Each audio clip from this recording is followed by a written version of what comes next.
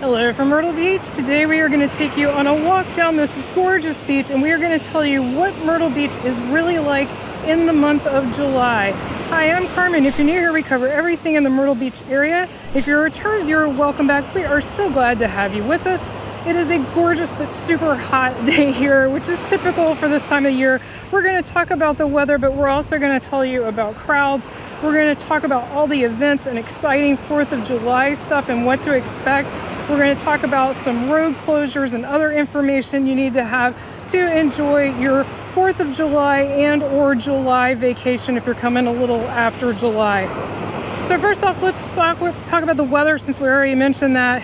It is hot and humid in July, as you might expect. No big surprises there. There's sort of that chance of an evening, afternoon thunderstorm pretty much daily, so don't be shocked by that. It usually comes and goes pretty quickly. It doesn't happen every day, but it can definitely happen. Let's talk about averages. The average high temperature in July is 88 degrees and average low is 73. But don't let that 88 fool you. We frequently have temperatures where the real feel, so not the actual temperature, but the real feel with the humidity is in the hundreds. So just be prepared for that. It's a whole nother level of humidity and heat than you may be used to depending on where you're coming from. So plan accordingly. You might want to either be in the pool or the ocean in the heat of the day in the afternoon, or you might want to be doing an indoor activity. If you're interested in indoor activities, we do have a video on our channel. It's called What to Do When It's Cold or Raining, but that also would apply to super hot temperatures. You can find that by going to YouTube, searching for Carmen and Brian Myrtle Beach, and then just put in raining in this case, and that should pop right up and give you some great indoor activities to do in the middle of the afternoon when it's so hot. Also, if you have an oceanfront hotel, you could of course sit on your balcony. That would be fun. Speaking of fun, right over there where you can see the Ferris wheel in the background, that is Family Kingdom.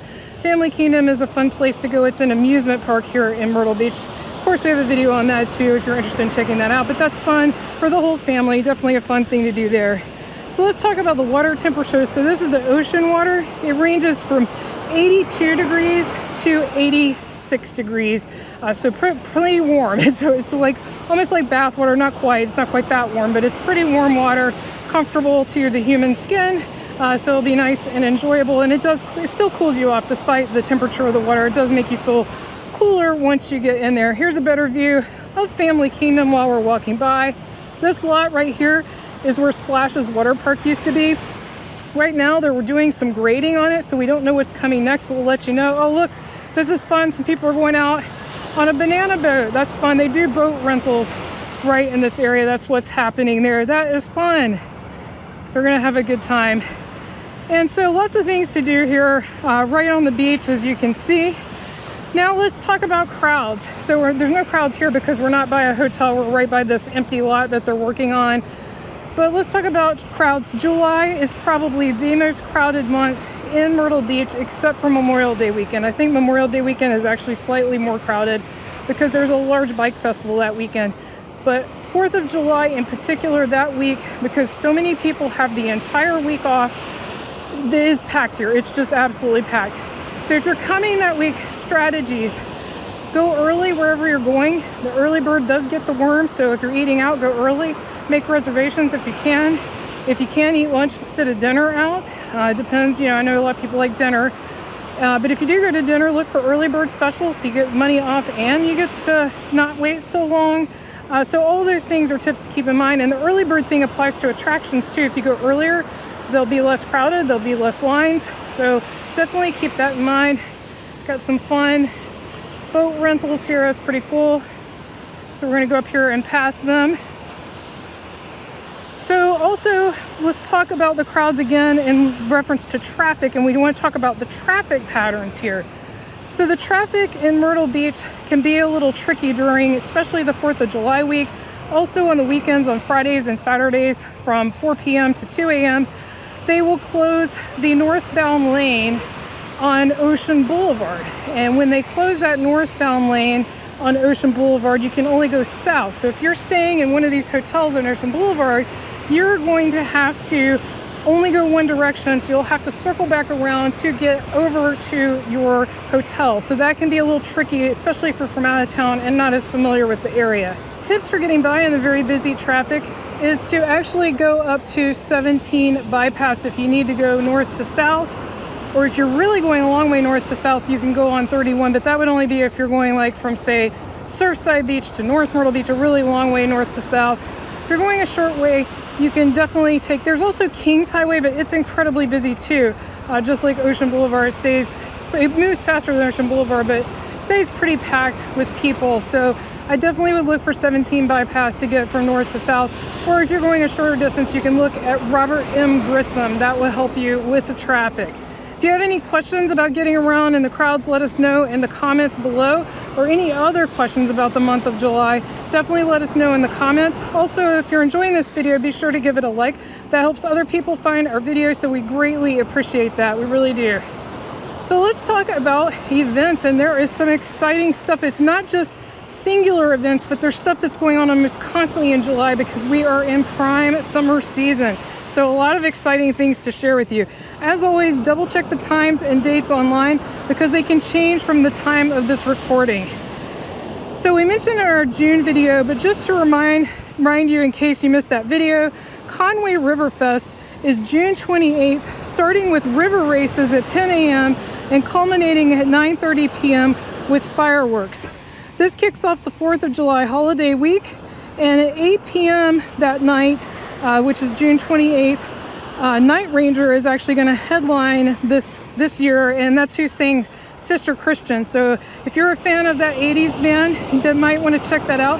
And if you're not familiar with Conway, it is a small city that is west of Myrtle Beach. It depends on where you're staying in Myrtle Beach. It's like a 20 to 30 minute drive depending on where you're staying within the Myrtle Beach area.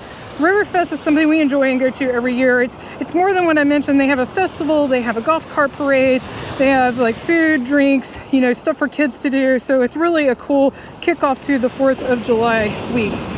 Now moving into the actual 4th of July week, our other favorite thing is the salute from the shore. It is a military flyover of planes. It starts at 1 p.m. at Cherry Grove, which is the very north end of North Myrtle Beach, and then it ends near Bluffton. So it covers the entire Myrtle Beach area, both north and south, and we definitely recommend checking this out. And the nice thing about it, you can just go out on any beach and enjoy it. You don't have to be in a specific place. If you're further south, obviously it'll be a little after 1, but not long. Those jets move fast. And every year it varies what they fly. Sometimes they have fighter jets, sometimes they have vintage planes, or a mixture of both. And they also ask that you wear your red, white, and blue. They will film you and send it to the military overseas to sort of give them a cheer from home. So it's a really, really cool thing. Definitely recommend checking that out. So easy to check it out, and it's something free to do as well. Surfside Beach, which is just south of Myrtle Beach, has a 4th of July festivities from 6 a.m. to 9 a.m. There's a breakfast with Fox and Friends at Neil and Pam's. At 11 a.m. there's a 4th of July golf cart parade on Ocean Boulevard. And then also on the 4th of July, Murrells Inlet Boat Parade is at the Marsh Walk, and the parade starts at 2 p.m. that day.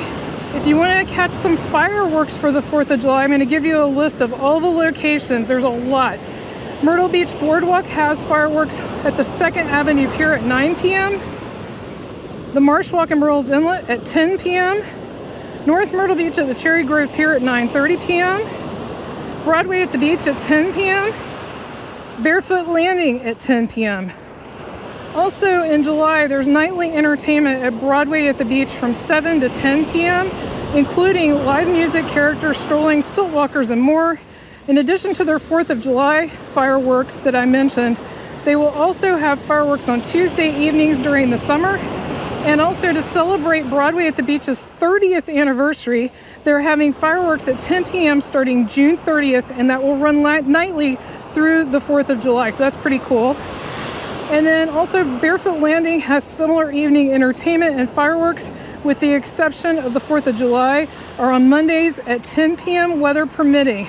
So many things to do, especially if you're here during the 4th of July week.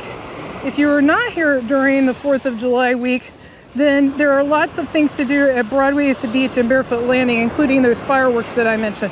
Again, always check websites to double check the times.